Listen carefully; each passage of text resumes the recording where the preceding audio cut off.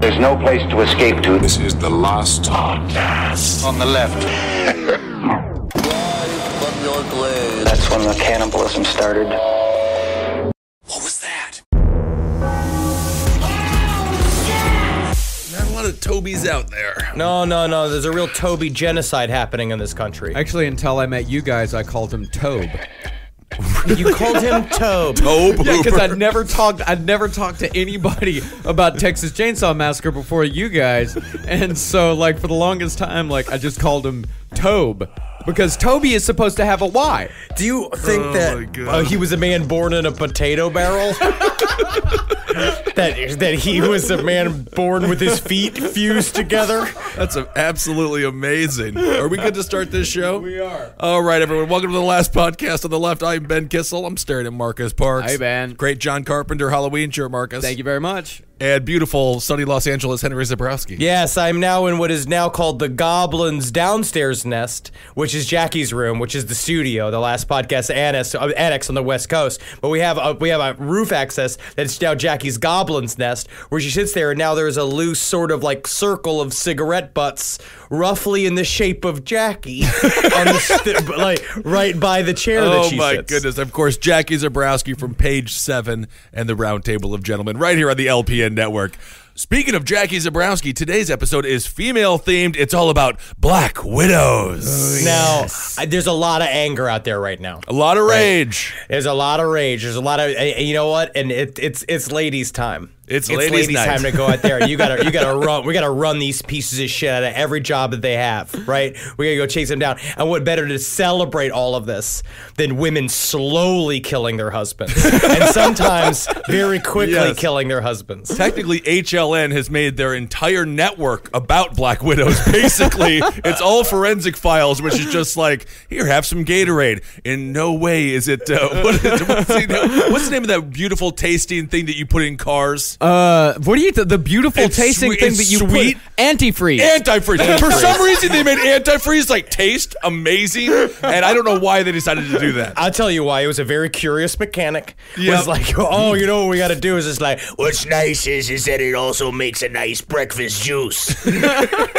But it's very straight. ID Channel has been teaching women how to kill men for a really long time, and I think it's about time. Start taking these lessons literally.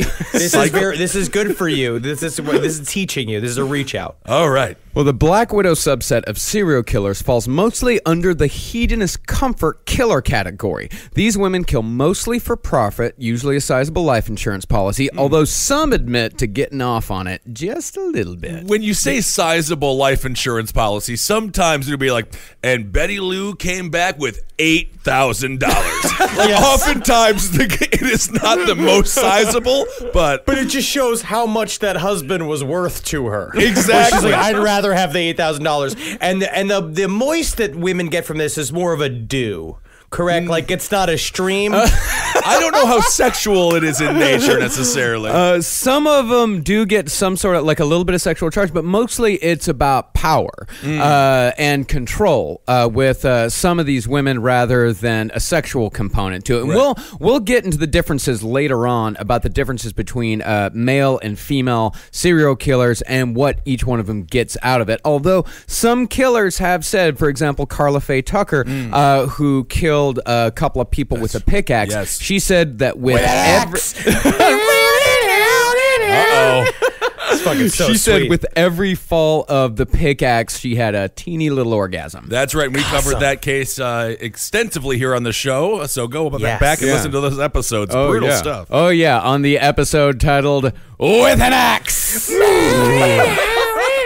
Also, when you kill your spouse, you get all of the chips left over in the cabinets, which is good. So you want to kill them right after they just bought a bunch of jalapeno kettle chips. Yes. Well, the best-known male equivalent to the Black Widow would be H.H. Holmes, who either took out insurance policies on victims, like he did with his business partner, or murdered them after gaining a piece of their financial pie, like he did with Minnie and Nanny Williams. I am Minnie. No, I know you are Minnie. I am Nanny. You just pulled the string. I am Nanny. No. I am Nanny. You are Minnie. I'm Minnie. See, if you don't do it, then I'm Minnie. I'm Nanny. No, you're not Minnie. I'm Minnie. You're Nanny. He did it. He did it. Well, Black Widows are unique in that they are one of the few victim-specific categories of serial killers. They are even more unique in that they actually know their victims personally, their spouses, lovers, acquaintances, and children, whereas male serial killers, it's strangers. And it shows that the crimes are still about men. Isn't it like fucked up? The crime is it's still been put in the context of it's still just about the dudes and not about the women just murdering for money. Well, it's not necessarily about the dudes. A lot of them kill children. They kill their own children. Right. For example, Mary Ann Cotton killed 11 of her 13 children because they take out insurance policies on these kids and then they kill them and then they collect. And this is these are different sort of children killers than, let's say, that. What was the name of Andrea that? Yates. Yes, the one who put the children in the trunk and slowly drove it into the... That was mental illness. That was postpartum depression. That was a whole different thing. Like, these women they're psychopaths. They're sociopaths. These women have no regard for human life whatsoever. Okay. It's just the latest form of abortion. Yeah. Well, it's the most late term abortion that can possibly be. Yeah, I don't want to be controversial, but I'm against it. I'm against it. I'm against it. Also, they're just doing the NWO's job. In the end, they're lessening the population. We need more. We need less mouths to feed out there. All right, because I don't know if that's really true. Yeah, I don't know if that's the right stance to take. They're polluting the ocean with all these cars. You could say that, but I'm saying the biggest problem is these kids just going, feed me, feed me, feed me. I want to be president. I want to be a murderer. I want to be a cat burglar. I want to be an artist. Technically, that little dog of yours is sucking up quite a bit of oxygen as well. Mm-hmm. No, she was chewing on a dead mouse last night, so a part of her, she is now starting to fix the problem. Wow. Officially entered the food chain. Congratulations, Wendy. Wow. Nice. That's adorable. Now, narratively, the problem with a lot of Black Widows is that their stories end up being a bunch of and-thens. For example, Mary Ann Cotton, a.k.a. the Durham County Cottonmouth. Yeah. How much weed do you have to smoke to get that nickname? Now, while she did end up with quite the body count, 21, including those 11 to 13 children that I mentioned, her story is pretty straightforward. She murdered a husband, and then a kid, and then another kid, and then another husband, and so on and so forth. Oh, my. Same thing with Nanny Doss, a.k.a. the Giggling Grandma. I like that one. I do like the idea of that's a good wrestling name. Yeah. Oh, yeah. 350-pound man dressed as with a babushka on, just power slamming dudes. What's his finisher? He kills your child in front of you. So it's more of an emotional heartbreak. Now, we would cover Belle Gunness on this episode, but honestly, Belle needs an episode all of her own. Okay. And we've got to wait until Harold Schechter releases his new book about her called Hell's Princess, which is out April 1st. Wow, Schechter's still at it, huh? Oh, dude, I saw Schechter give a talk on Belle Gunness, in anticipation of his new book last year at CrimeCon. Man, I cannot wait to see what he does with this story. It's going to be fantastic. And right now, Harold Schechter is sitting alone in his room with his big quill, just being like, maybe the only problem that Belle Gunness had was that she didn't meet the right man. If only that wonderful princess could have met old Harold Schechter. But too busy for me, I'm sitting here with my tomes, writing longhand with the quill, as one does. Because if a true crime writer does not do it, how do we not fulfill the legacy of Edgar Allan Poe? I love that. All true crime authors have to write with a quill, otherwise you're not authentic. Now, they say poison is a woman's weapon, usually derisively, but that statement does have quite a bit of truth to it, at least up until the 70s. Almost half of all recorded American female serial killers use poison at least sometimes in the course of their killing sprees, and those are just the ones who get caught. Now, interestingly, in the 70s, when America was experiencing its serial killer boom, female, multiple, and single murderers experienced a similar increase, with guns and strangulation becoming more common than they had in previous decades. It's kind of like everyone was getting in the pool. It's like, oh, hell yeah, it's murder time. And everyone was just jumping into the water's fine. Oh, this ain't water. It's piss. Right. Why? Oh. Right, and then the police came in and they took a dump in that pool. There's a Duke in the pool, and everyone had to leave like what was the name of that feature film there? That was Caddyshack. Caddyshack. There's another Duke in the pool. Ooh. Where the Sandlot. Ah, There's a Duke in the pool in the Sandlot. Right. Duke! Do you think that like Jimmy Carter, Richard Nixon, and Gerald Ford, the entire country was basically crap. The economy sucked, but they're like, under our watch, we had some of the best serial killers in the nation's history. We get no respect for it whatsoever. They had the best films. 70s had obviously the best films in American history, specifically American film. The only decade ever, if you were a bush hair groomer, you had employment. The only decade ever. You were a superstar. Yeah. Now, some people, mostly second-wave feminists, argue that this increase had more to do with women gaining more agency, women's rights and such.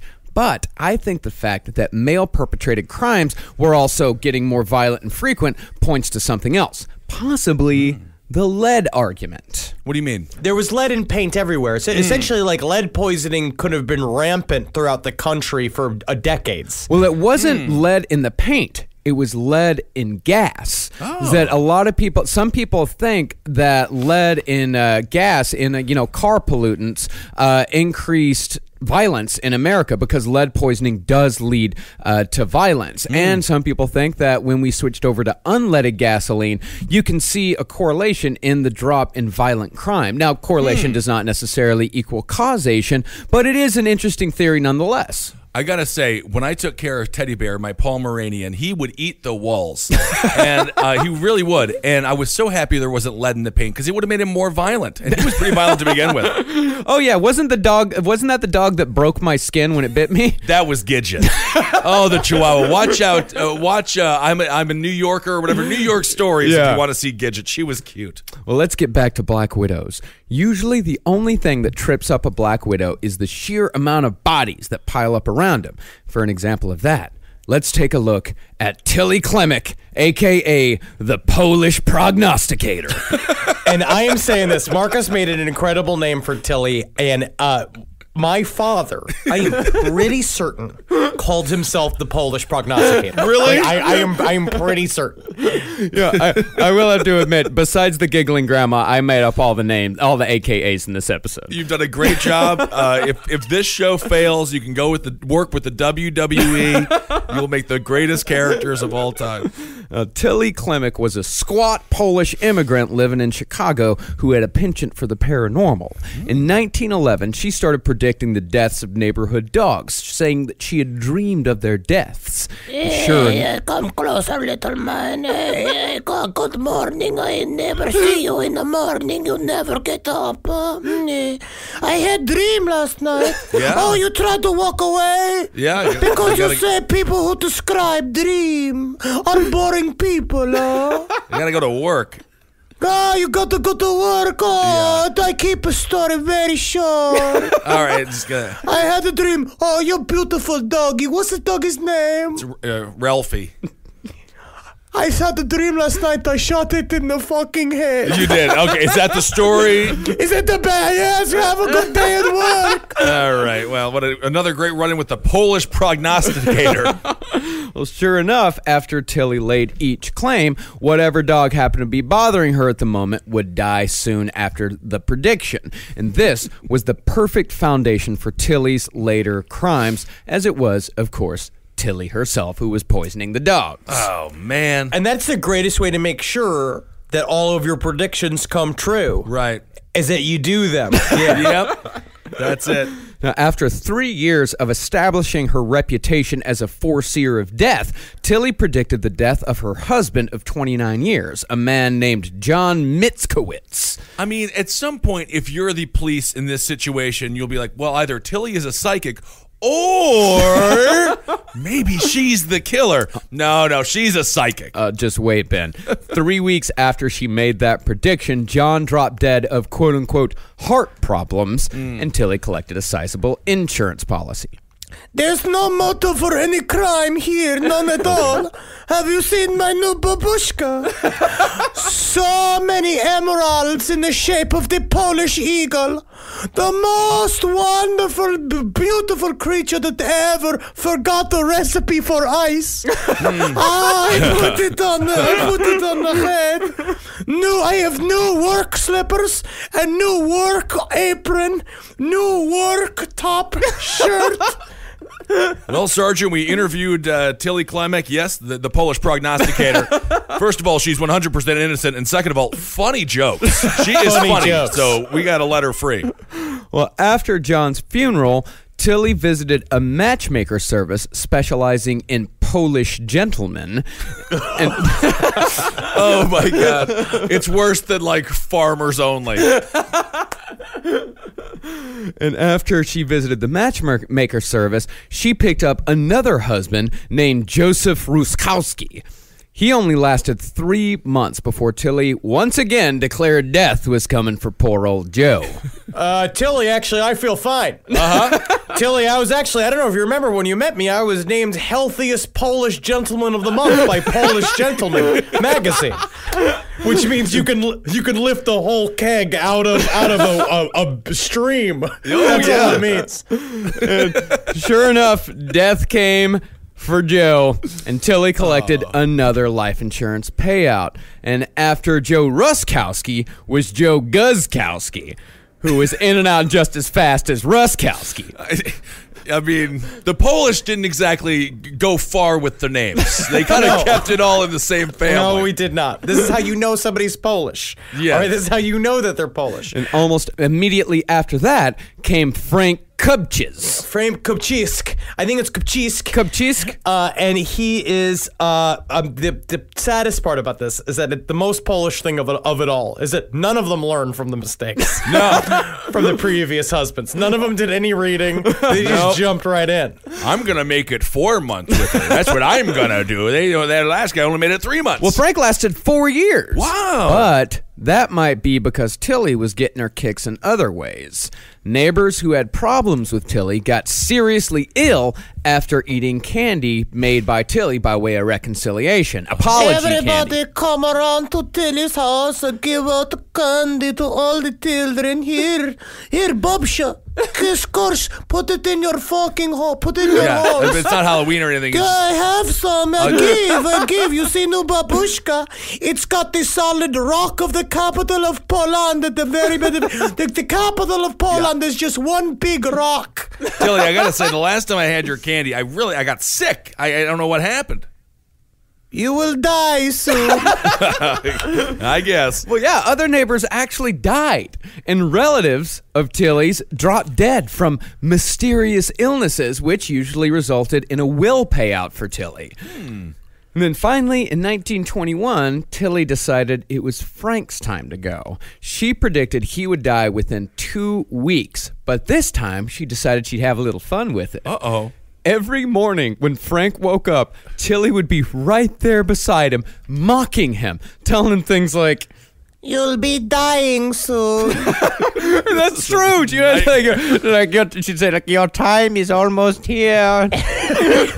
Honestly, I would marry her, though. I would stay with her for, as long as I was alive. Oh, yeah, and then she started knitting her mourning hat for Frank's funeral in his presence. In the Polish community, there are many different types of hats. There's a mourning hat for mourning at a funeral. There's a mourning hat for the time of day, for the morning. There's a lunch hat. There's a going to an amusement park hat. And there is a go into court to get your children back hat. Yeah, but the strange thing is, no shoes. No shoes. No shoes. No shoes. No shoes because your feet are become rock-like from working in the root fields. I'm not sure what else that they do on the dirt farms deep in the wilds of Warsaw. Like the Thing from Fantastic Four. Yeah, and then to make sure Tillie really drove the point home, she bought a bargain coffin and asked her landlady if she could store it in the building's basement until it it was Frank's time. Excuse me, landlady, can I please put this super gruesome Tupperware here in your basement? Yeah, it looks like a coffin, Tilly. Is that You'll die soon. dang it. Oh. She is reminds me so much of my Nana. 'Cause Yeah. my Nana was the Polish woman on the side, and my Nana was disavowed by everyone. She was like left alone to What do you die. mean in a nursing disavowed? home. Like, we disavow? Disavowed. They were all. She for Christmas she used to send for all of the family. I just remember this going through this outline. She used to send gifts that were just big Ziploc bags filled with safety pins and razors. She'd send this kind of shit. Was she a toy maker like that Dan Aykroyd SNL sketch where it was just like broken glass and nails? But no, she was very bad. She used to lock my father in the cupboard underneath the sink, which is why my father left his home at the age of 17 to volunteer for Vietnam. Your father volunteered for Vietnam. Yeah, and then he got McHale's Navy. If you just volunteered, you'd get the sweet things. I you know, didn't the know. sweet jobs. No, maybe Tilly was trying to play it smart with Frank's death, as Hide in plain sight. and she had her cousin by the instrument of death so as to not raise suspicion, and they chose a rat poison named Rough on Rats. I like the names of things back then. Really Very to easy. the point. Yeah. Well, I guess they didn't want to do it like reverse psychology and said like delicious food for rats. Yeah, exactly. And sure enough, Frank died 2 weeks to the day after Tilly predicted his death.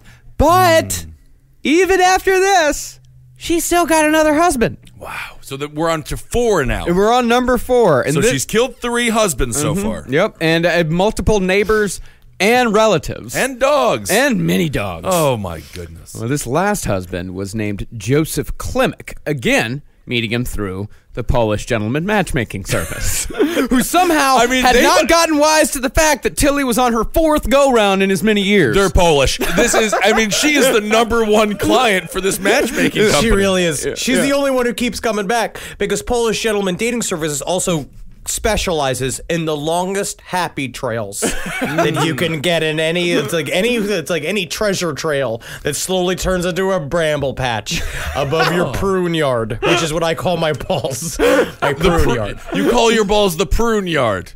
Yes, I do. And also, it does sound like she's murdering the entire offensive line of the Green Bay Packers. It does, and that's unfortunate. They still won the Ice Bowl, though. I'll tell you that much. Oh, yeah, and this was Little Poland, Chicago Polish. Oh, so this wow. is like a special kind of Polish. They all had heart disease. I mean, how long They were all going to die by 47. Exactly. She just had to wait. I mean, that's the great thing with Polish people working in the factories. Unlike Germans, they can't get their fingers cut off. They already look like they are because they're perfect for machinery. You're being an asshole. Polish people have fun little hands that are perfect for machinery. I'm saying they're good workers. I'm saying they're good workers. I can do the Polish show. Luckily for Joseph, people were starting to get wise to Tilly's scheme. I would hope because so. she was getting a lot more aggressive and just started throwing out death predictions with each person that refused to put up with her shit. I love her though so much. We would just be good friends. And when Joseph fell ill again after a prediction, doctors tested him for arsenic and came up positive. And all of her other husbands were exhumed and all tested positive for arsenic as well. And when Tilly was arrested, she supposedly told the arresting officer, quote, The next one I want to cook a dinner for is you. The Polish prognosticator got scary. Yeah, she literally is the opposite. She is the fatter gypsy instead of the thinner gypsy from Stephen King. Yeah, exactly. Oh, I would love that if it was like fat. Oh my. Now, strange thing about this one is after Tilly was arrested, the whole thing actually turned into a bit of a witch hunt. See, it was suspected that Tilly had poisoned up to 20 people, with 14 of those poisonings being fatal. And the papers assumed that there was no way that just one woman was capable of all this, so they started printing stories naming her, quote, the High Priestess of a Bluebeard Clique. That's a really good title. Bluebeard Clique also sounds like a place where it's just like, don't try the sushi. Don't eat the clams. Go with anything that's boiled. You can eat, but don't try anything else there. Anything. None of the international foods. Nope. But in the end, Tillie and the cousin who bought the rough-on rats were the only ones to go away. But Tillie was awful until the day she died, as she had a hell of a time mentally torturing that cousin while they were in jail. And one time, she even went as far as to convince her cousin that the guards were going to take the cousin out to the yard and hang her. Just 'cause. Do you think that they're going to do it today? I bet they will. You will make such a fine screaming Christmas ornament for them. Hey, come closer. I poke your feet with a fucking rat bone. Hey, you come closer. This is how I laugh. I can't even laugh now. God, I would love her. I honestly would love her. She sounds like she's a member of my family. Yeah. Sounds like a fun character on Lock Up Raw, that's for sure. Well, Tillie Klimek's reign of terror finally came to an end on November 20th, 1936, when she died alone in prison. Oh. That's what she wanted. She did. That's literally exactly what she wanted. Now, you may be asking, how are all these people eating food laced with rat poison and not noticing? Sure. Well, back in the day... You know what? How are all these people eating food laced with rat poison and not noticing? That's a great question, Kissel. Yeah, no problem, Henry. Well, back in the day, rat poison containing arsenic was readily available over the counter. All you had to do was tell the chemist, hey, I got a bunch of rats. Sure. Have you thought about getting a gun? It was also tasteless, odorless, and colorless. Well, how would it attract the rats? You just put it on stuff that rats like to eat. Oh, I see. Yeah, because they thought that if the rats smelled something funny, then the rats weren't going to eat it. Ah, sure. Mm-hmm. Yeah, but rats don't give a shit. They'll eat human flesh. They'll eat shit out of a used baby diaper. They don't give a shit. They do not care. Oh, and arsenic poisoning is not a pleasant death. The victim violently convulses, and the vomit and feces are damn near endless. And you know when it gets going. 'Cause I've just been sick on my own. I shit 4 times a day, and I'm healthy. Well, however, a lot of the time, it was hard to tell arsenic poisoning from the regular run-of-the-mill horrific late 19th, early 20th century diseases. People were dying from horrible shit. They didn't know what was going on all the time. Sure. It's like Ripper's fever and hook foot. You get like weird ass diseases where it's just like, I've got boil hands, drop butt. It's never good. Well, part of that also had to do with some of the absolute dumb shit ways doctors would test for arsenic poisoning. It got better over the years, but in the beginning, they'd do shit like cut out a piece of the stomach and throw it on a fire. And if the cooking organ smelled like garlic, then it was declared that arsenic poisoning was the cause of death. And they're just like throw it in and be like, yep, garlic, definitely poison. Oh, wait a second. No, we cooked a bunch of garlic on here earlier. We were doing a French cooking class. We need to we need a forensic fire and a forensic stove and then a normal cooking stove, okay? Someone's cooking their lunch right by the burning flesh. Yeah, and if it didn't smell like garlic, then that was all the proof they needed and the accused was set free. Hey, all right, there we go. Today's sponsor for Last Podcast on the Left is Stamps.com. I mean, we all know that the holidays are coming up. They've already put up the lights. They've already started the music in all of the stores. You know, what do you have to do on your holiday list? How many errands do you have to run? How many gifts do you have to send out to people in other towns? Well, Stamps.com can help you out with all of that. With the holidays almost here, who has time to go to the post office? It's going to be busy. So many people are sending stuff. That's why you're going to use Stamps.com instead. Stamps.com brings all the services of the U.S. Postal Service right to your fingertips. You can buy and print official U.S. postage for any letter, any package, any class of mail using your own computer and printer, and then the mailman picks it up. Stamps.com makes it easy. They'll send you a digital scale. It automatically calculates exact postage. You can print postage any day, any time. Stamps.com is always open. We've used stamps.com here at Last Podcast on the Left to send out our wonderful Patreon t-shirts, and we've loved this service. Right now, you too can enjoy the stamps.com service with a special offer that includes a 4-week trial plus postage and a digital scale without long-term commitments. Go to stamps.com, click on the microphone at the top of the homepage, and type in LEFT. That's stamps.com. Enter LEFT.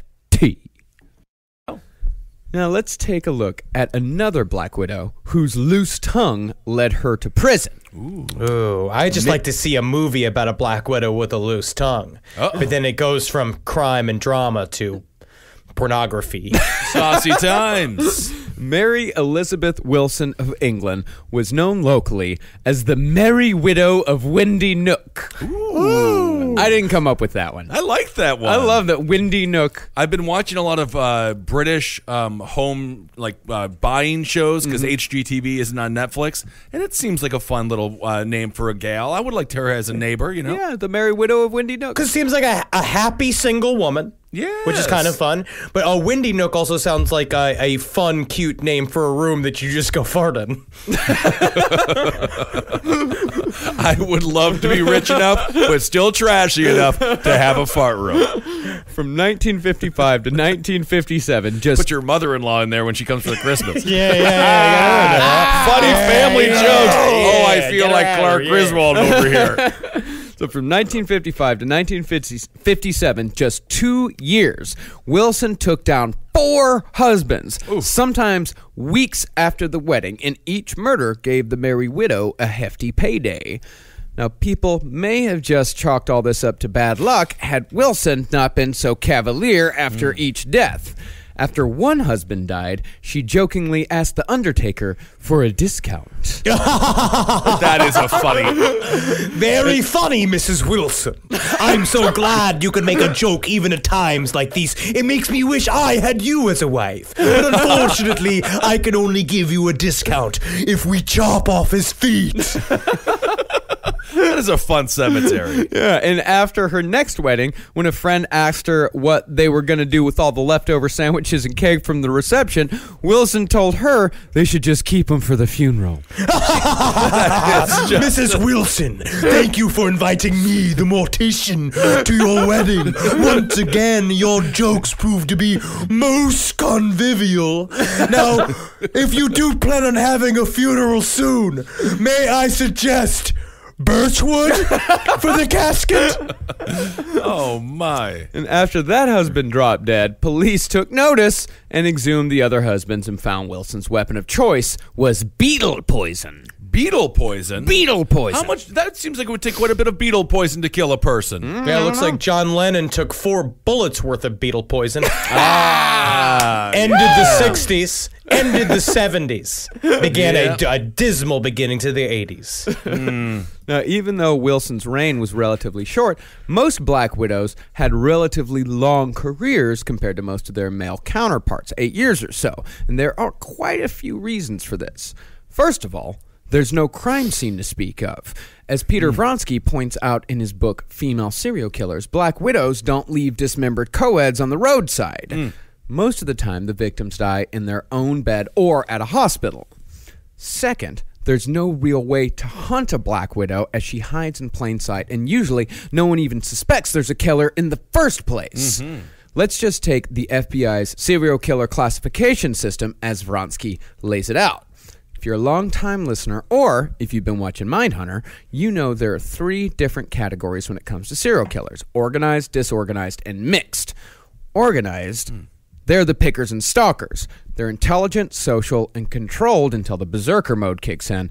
Gacy, he's probably the best-known example of the organized serial killer. Him, and I would put BTK. For me, very much BTK is so. the top of the pyramid for organized killers, where he is the one, he stalked them for days. He would have long, protracted fantasies. A part of it was the hunt. That's what you're mostly excited for. I would actually put a lot of times Black Widows in this category, because a lot of times it's because they are a lot of times doing it for revenge or money, and and then you basically get to stare at your victim. You literally get to sadly make love to your victim, even though a lot of times you're not having fun. Right. So the opposite of an organized serial killer would be Richard Chase. Yes. For example. Yeah. Yes, yeah, and those are the disorganized killers. Those are the dumb ones, the spur-of-the-moment type guys. These are your Henry Lee Lucases, your Gary Ridgways. These are your wrong place, wrong time murderers who usually leave the bodies where they lay. Okay. But then there are those that are mixed. Bundy was organized, but when he lost his cool at Chi Omega, he became disorganized. Chi Omega. Chi Omega, excuse me. I forget. That was one of our first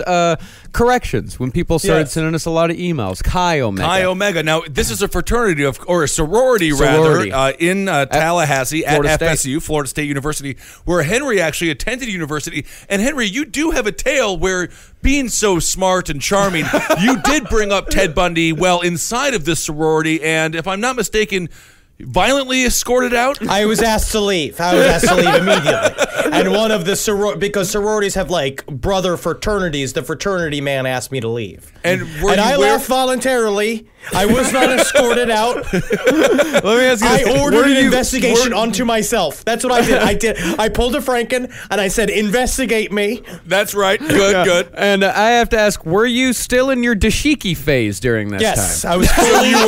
And you were about 300, 350? 300 pounds. I was deeply into my Afrocentric phase, which is a bad move. Never do that. Never have one of those faces. No pictures exist from that face because I had a head.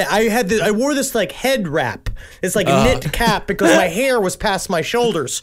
So I wore this like cap thing, and I just reeked of weed and Old Spice and a huge long. Yeah. You know, you were transracial. Transracial before it was common. Yes, it was true. And I do believe that it was mostly my attire that got me kicked out. Oh, you don't think it was the reference of the serial killer that went and murdered 4 of their sorority members? I think it definitely gave them the excuse. I think it might have been a combo. Incident. Did we say it was a combo? Yeah. Well, since Black Widow murders take sometimes months, if not years, of planning and patience, they fall into the organized category. But if you're going with strict definitions, they also leave their bodies at the crime scene, a mark of disorganization.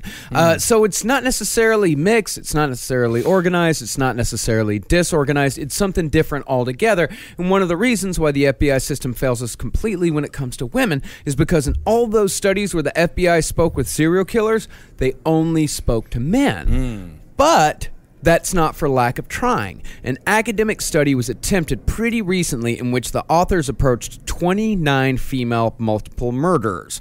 Some serial killers, some women who killed more than one in one night. Only 7 out of that 29 agreed to talk. And the conclusion you can draw from this is male serial killers love to jabber on about their crimes, but women, female serial killers, prefer to keep it to themselves. Because women are better at crime. It shows that they're better at crime. They don't need all the fucking stupid validation that these other male serial killers need. They need to be applauded and talked and what their crimes talked about. They want to be in the history books. They want to show, look, I'm still essentially mansplaining about murdering to you. Look at the Eddie Kemper shit. It was like he couldn't have been happier in the world and sit and talk to you how his mind worked. Same thing with BTK. Same thing with Ted Bundy. But these killers, the lady killers, especially Black Widow killers, they got a motive. They're getting in. They're getting out. They're very deadly. Don't trust your girlfriends. Don't do it. Because they will. They will kill you. They should. As a matter of fact, get out there. What jewelry does she like? Fucking find out tonight and go buy some tomorrow. Or if you're poor, recreate it with macaroni noodles. It's the thought that counts. Remember tiny details. Remember stuff like when you went on your first date. Like stuff like little details and stuff like that. Just to keep it alive, keep it fresh. For example, Brooke, she told me one day she doesn't like popcorn. I haven't looked at popcorn since. I hate it. You staved off 6 years of murder just with that. There it is. No popcorn in the house. Well, while most Black Widows use poison and leave the bodies where they lay, there are examples of physically violent Black Widows, such as Betty Lou Beets, a.k.a. Trailer Park Betty. Ooh. Yes. See, this is what I've been excited for, because normally when we cover these, it is a lot of poisonings. But I want to see some women getting fucking bloody. Oh, there are. I want a large Marge. Oh, yeah. Pee Wee Herman. Well, since 1975, the Black Widow, or not 1975 exactly, but sometime in the 70s, Black Widow started going out of fashion, and ladies started using guns. Ladies started using knives. Ladies started strangling people. So it definitely has moved away from Black Widow poisonings, but that also has to do with us eventually passing laws saying, like, hey, you got to put a taste to the rat poison. Yeah, but they made it taste amazing. That's the antifreeze no, that's problem. antifreeze. I know. Yeah, but yeah, they kind of made them put, and I think actually recently they made a rule where you couldn't put it in pellet form anymore either. I think that was just this year. FDA said no more rat pellets. What if you poison the rat and feed the rat to the person? That's going to be deadly. That's what I'm saying, but it's That's cool, though. That's a good way to do it. It's roundabout. Very Titus Andronicus. Yeah, but it's still arsenic poison. Yeah. Now, Betty is a bit like Eileen Wuornos in that Betty Lou has her defenders. She was supposedly sexually abused by her father when she was a kid and suffered through a string of violent and sexually abusive relationships. Now, it's not always the case, and it definitely isn't any excuse, but usually when female serial killers are physically violent, it's preceded by a violent and sexually abusive past. But on the other hand, you can say the exact same thing about male serial killers. Yep. Of course, it's a mix between nature and nurture. We've learned again and again and again. A lot of these people, like, you can just start bad, like Jeffrey Dahmer, and get worse because you have no reach out. You have nobody there to help you out, and you won't accept because your fantasies are too taboo for you to tell anybody, or you're like this. Yeah, and you know, we oftentimes go and we blame the person who sells the gun to the person who goes and commits a massacre. Whoever sold Dahmer those blue barrels, we got to talk to him. How many blue barrels do you think the guy needed? He lived in an apartment. Yeah, he does not have a commercial license. It's just a guy walking off the street. I should not be able to go and be like, yeah, I need an oil drill. Like, you know, like, why are you getting an oil drill? It's like, I'm getting a business for my fucking self. You know what I mean? Like, that shouldn't be allowed. Well, there's never been any studies, speaking of nature and nurture, there's never been any studies on women as far as the McDonald triad goes. You know, the McDonald triad is bedwetting, fire, arson, and cruelty to animals. But in that small study that was done in which those 7 women spoke, almost all of them did report cruelty to animals when they were kids. And it's time for Ben Kissel's famous, funny line of humor. My McDonald's triad is a Big Mac, a large fry, and a chicken nugget, and a medium chicken nugget. Kathy. Wow. Oh, wow. You know, I don't like Tuesdays. I'm his doing wine that. and get him his chocolate. I think Kissel's having a bit of a Monday. Wow. So Betty's first marriage was in 1952 at the age of 15 to a man named Robert Branson. They had 6 kids together before divorcing in 1969, with Branson surviving the marriage. Next was Billie York Lane, who married Betty Lou twice. This one she did attempt to kill, but this one was in self-defense by Billie's admission, as Betty shot Billie in the stomach after Billie broke her nose. Oh, yeah. Now, was that after the first wedding? That was after to each other twice? after the second wedding, I think. Yeah, because they got married in 1970. They got divorced in 1970. Then they got married again in 1972, and then got divorced again in 1974. That is Passion. Yeah. I guess so. Then after that was Ronnie Thrillcold. They married in 1978. But that one only lasted a year before Betty tried to run him over with a truck. It's kind of a fun couple where it's like everyone in the town knows when they're fighting, when you hear certain screams, to be like, no, we don't call the police. They work it out. Oh yeah, Ronnie and Betty Lou, they work it out eventually. They work it out. They'll be back to kissing and a hugging tomorrow morning. Let me tell you. She run him over with the truck finally, as she always said she was going to. You know what? I would like to find out if this is the song "Hard-Headed Woman" was based on. The Cat Stevens song? Yes. I love Cat Stevens. I think is his name Mustaf Stefan? What's his name? Yusuf Islam. Yep. I'm sorry. And they didn't let him into the country, not because of his religion. It was actually an indictment on his singing. And I thought That's that so was sad. neat. Don't you make fun of Cat Stevens. Oh, I love Cat. I listen to Cat Stevens all the time. Or Yusuf Islam. Well, Ronnie took Betty trying to run him over with the truck as his cue to leave, and he also survived. But her fourth husband, Doyle Wayne Barker would not be so lucky. One night, Betty shot Doyle 3 times in the head with a .38 special and had her daughter, Shirley Stanger, help to bury him under the tool shed out back behind the trailer. And that's how you create a tool tree. Where do wrenches come from? Where do hammers come from? You've got to murder someone, bury them underneath the tool shed, and the tree that springs will indeed provide you all the tools you need. Yes. Well, there was no life insurance money that I know of involved in that one.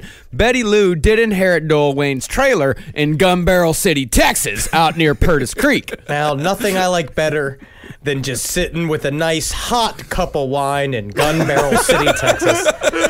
They are so proud of their guns. And just parts of guns. The most penis-like part of the gun. Oh, yeah. What kind of wine is your favorite? Pinot Noir? I like watermelon strawberry. That's my favorite kind of wine. And I had an orange apple wine the other day. Pretty good. Oh, yeah, I checked it out. Gun Barrel City's got about 5,000 people. They got a Walmart. Good. And they also have a Lowe's. That's all you need. I love Walmart and Lowe's. I shop over here. I go to a super center that's got a super Walmart, a super Target, a super Lowe's, and a Home Depot all in one. And I have a fucking pig and shit of a time. Absolutely. So in 1982, Betty would marry her second and final victim, Jimmy Dawn Beets. Uh-oh. One night, after only a year of marriage, Betty told her son, Robert Branson Jr., to leave the house because Betty planned to put a bullet in Jimmy Dawn's brain. That's also because Jimmy Dawn always had a song being like, whether it's out on the streets or up on my feet, ain't nobody likes to fuck like Jimmy Dawn Beets. It's actually a phenomenal song, and I would buy that album in like a heartbeat. You just say it again and again, and finally she's like, he's got to go. When Branson returned, Jimmy Dawn was dead from 2 in the head. Oh. Branson then helped his mother bury Jimmy Dawn's body under a decorative wishing well in the front yard of the trailer. This one's decorative. You can tell because it's got a flower on the front of it. That's what makes it decorative. This is for family. All right, this is for family. I got to tell you, the well back in behind the house, that's for work. Ain't no such niceries on it, such as a flower. I do think the movie The Ring would be better if it wasn't a little girl, if it was this guy who was just like, hey, gotta come up. You watch the tape? 7 days. 7 days. Oh, no, it's Jimmy Dawn Beets. Oh, yeah. Can you hear that song? Whether out in the streets or up on my feet, ain't nobody like to fuck like Jimmy Dawn Beets. 7 days. Well, the next day, Branson went to Cedar Creek Reservoir and set up a fake-out. So Branson took Jimmy Dawn's boat out on the water and planted Jimmy Dawn's fishing license, his heart medication, and a life jacket inside. Betty Lou then called up the police and reported that Jimmy Dawn was missing. When the boat was found drifting soon after, it was assumed that Jimmy Dawn had fallen overboard and drowned. It wasn't until 2 years later that someone rolled over on Betty Lou Beets, although the only identity that I could find of that someone was a quote-unquote credible source. Oh, come on. Either way, it was the son who broke under pressure, and Betty Lou was arrested for both murders. Now, while many of Betty Lou's advocates say that Betty was driven to murder by her abusive husbands, Betty Lou's story during the trial was that it was actually her 2 kids, not her, who murdered her husband. Trailer park justice. I They're always know. flipping on each other. You just don't do that. You don't give up your own kid. Oh, whatever. You got to be proud of your crimes. Yep.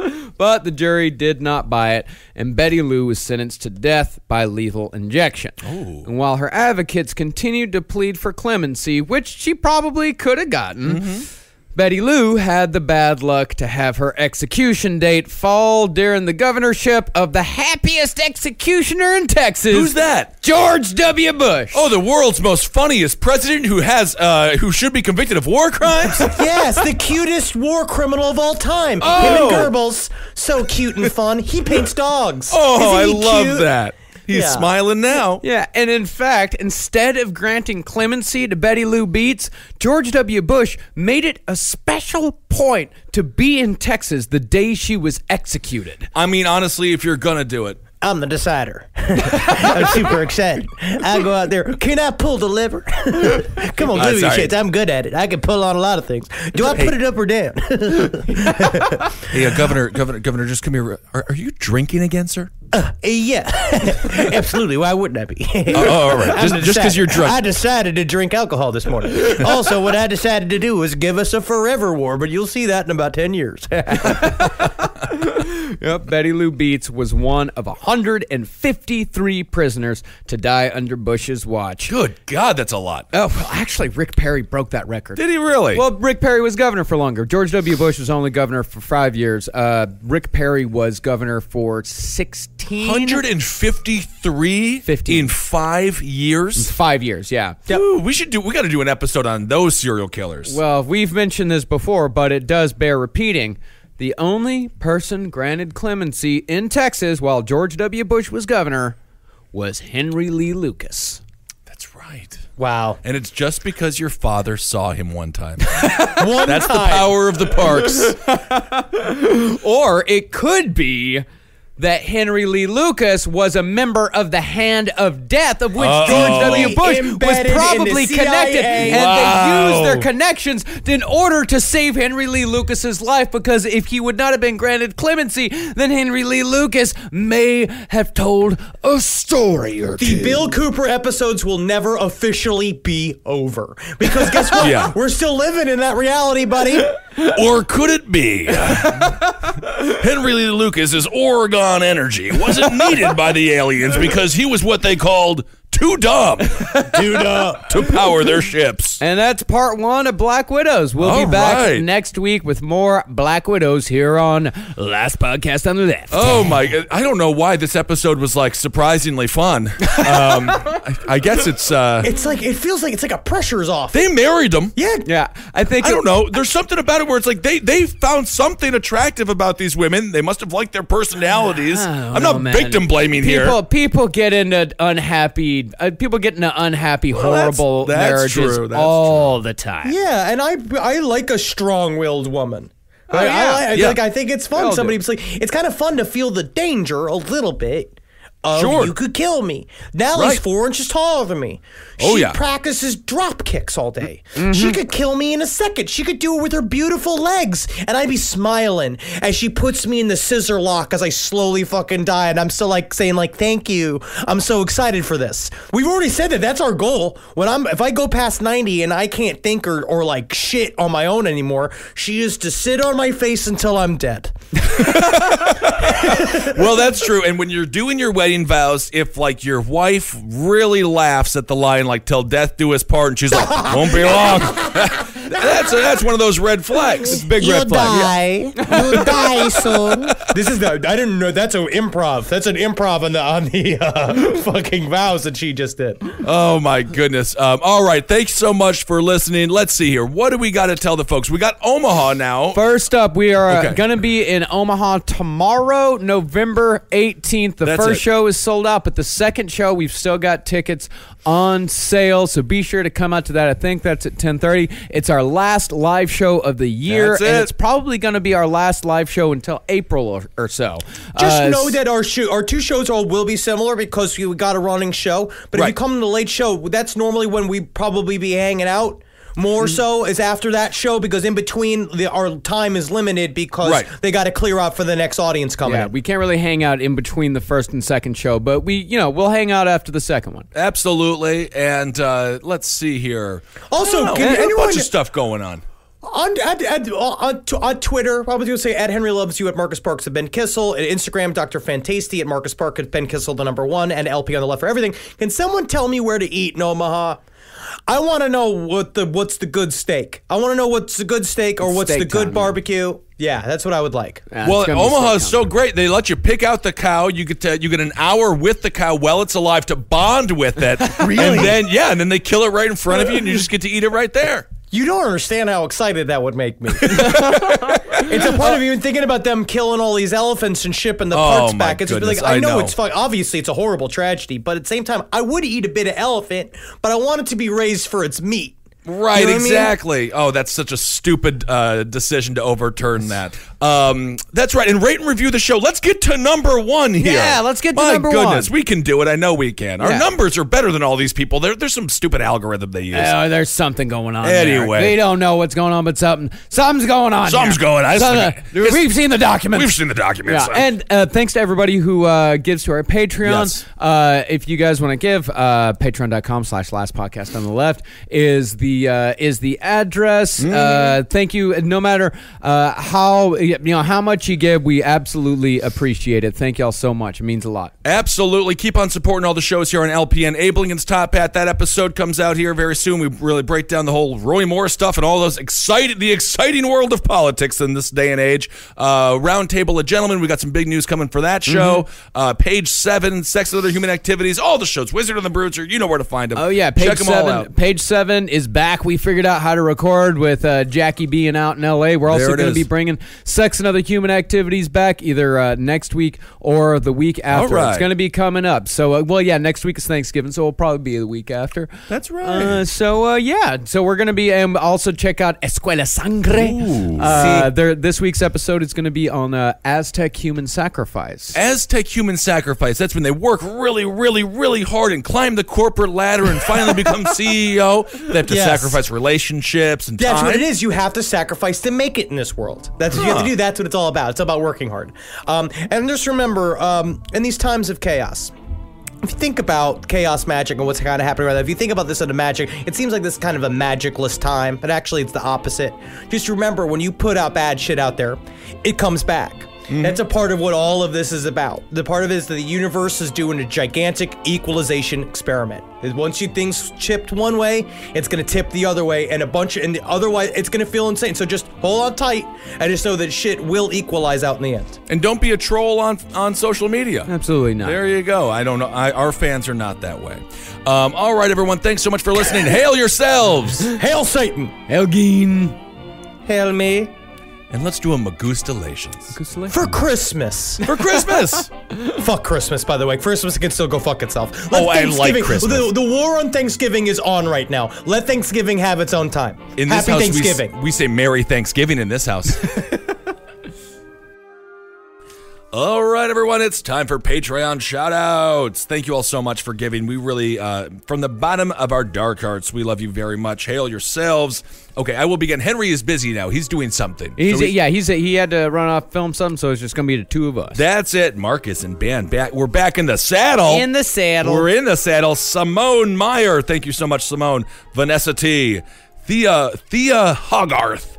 Kate Schnackenberg. I think that's Hogarth.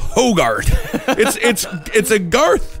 It's an H there. I think is it a Hogarth? That's Hogarth. Okay, Thea Hogarth, Kate Schnackenberg, Samantha Mulata, Chris Franks, Bridget Blight Zerker, Kirsten Hasserot, Jasmine Gutierrez. Gutierrez. Ooh. Mitch Jackson. I can say Mitch Jackson all day long. Thomas Saltman, Samantha Mulata, Alexandra Alani, Willa Fry, Sasha Fusco, Kurt Bruckner, Sarah Trapido, Vladimir Kutin. Interesting. Collusion. Jonathan Sassar, Steph Magari, Rebecca Irk, Rachel Proctor, Daniel Chipley, Eli August, Jennifer McCoy, Angela Noden, Madison Kriske, Dan Eggers, Kendall Rowley or Raleigh, Savannah Fairchild, Leland Sparks, Neely Faulkner, Rihanna Watson, Anthony LaRose V. Anthony LaRose, maybe the fifth? Anthony LaRose the fifth. Stephen Atkins, Christina Fiore, F-I-O-R-E. Fiore? Christina Fiore, Lena Green, Don Booth, Susie Lou, Jesse Hacker, Rhea Lyons, Christina Palajuli, P-L-A-I-U-G-L-I, Palajuli. Okay. Joan Glacken, Rebecca Frost, Desmond Zantua, Nicole Brigatti, Alana Ramsier,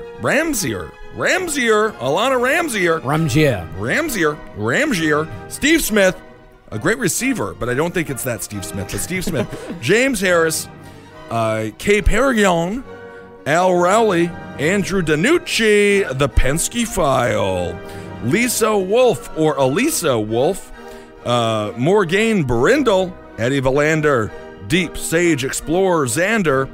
Well, this is just someone's email address, so I'm just going to say Christina Taylor, Emma Rosington, and Annie Miller. Thank you all so much. Hail yourselves. We got Lindsay French, Catherine Murray, Rebecca Crockett, Dylan Enright, Tim Frazier, Bridget Manners, Grimace Reigns, Chris Birch, Ryan Chesley, Megan Rolla, Sarah Martin, Ryan Lawrence, Dog Juice, Jessica Nordenson, Gru, The Grotters, Felipe Sobrero, Katie Hodgden. Nailed it. I think it's Hodgden. There it is. Noel Smee. There's an umlaut and an tilde. Not a tilde, accent. Umlaut and an accent on that. You never know. Trey Oakes. Brianna Hay. Dalton Rizzer. Ashley R. Haney. Reynolds Anderson. Notcast. Stefan Skalberg. Katie Caruth. Jay Garza. Maricela Minchaka. Audrey Trouth. Jesper Kalyaniemi. Cheyenne Smith. Turd Fugason. That's funny. That's funny. Yeah, that's funny. Lance Morrison. Portia Gow. Eric Bookout. Juliette Cantu. Marianne Di Pasquale. Inez Torre. And Kevin Casey. All right. I got Christy Cole. I got Fred Aldred. Joanna Shaw. Gia Jasmine. Owen Kinslaw. Owen Jones. John Kirkland. Sela Ayers. Mel. Hello, Mel. Alyssa Guinness. Ashley. Sean DeBleck. DeBleek. You never know. Daniela Leonard. Aaron Purcell. Hello, Aaron. Allison Major. Anthony Tagliente. Glenn Sibley. Stuart Sheldon. Dakota Madison. Christina Patton. Sean William Collis. Thank you so much.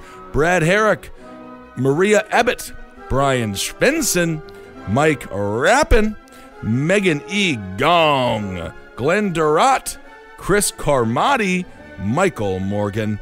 Felicia Alvarez. R. Ikubo. Brenda Caldera. Ronald Brandt. Gabby Shaladale. Marky Ringwald. Quentin Castor. Jordan Fuox. William Muir. Hannah Kate Schaefer. Corey Johnson. Aaliyah Renee Cappadoci. Thank you all so much. Hail yourselves. We really appreciate it. Rounding it out, I got Jenny Peters, Jasmine Lockwood, Nora Cromwell, Colton Sigmund, Haley Hagan, Morgan Beverly, Aaliyah Capodici, Courtney Wells, Alexis Manrot, Samantha Shateberger, Hygrom, Haley Wedgeworth, Jacob Spurger, Marshall O'Hearn, Stephen Smith, Stephen Steelman, Bella Toth, Kat Ligula Johnson, Stephanie Hodson, Blake Howard, Jessica Figueroa, Stephanie Miller, Jennifer Corey, Lucy Catton, Kirsty Rawlings, Lucy Brady, Elizabeth J., Krista Glanville, Jack Hodill, Rusty Shackelford, Matthew Turfey, D. Widget, Jess, Aaron B., Domingo Carlo Martinez, Courtney Chambers, Alex Glanville, Tobias Levin, Daniel Score, and Lindsay Toth. All right. Thank you all so much. Henry's not here, so I'll do a Hail Satan on his behalf. Cool. I will say a Hail Me on his behalf. All right. And I will say a Hail Yourselves on my behalf. And I'll say a Hail Geen on my behalf. Thank y'all so much for all that you guys have given to us. You've fucking given us a wonderful foundation. Love it. Thank you. All right. Talk to you soon.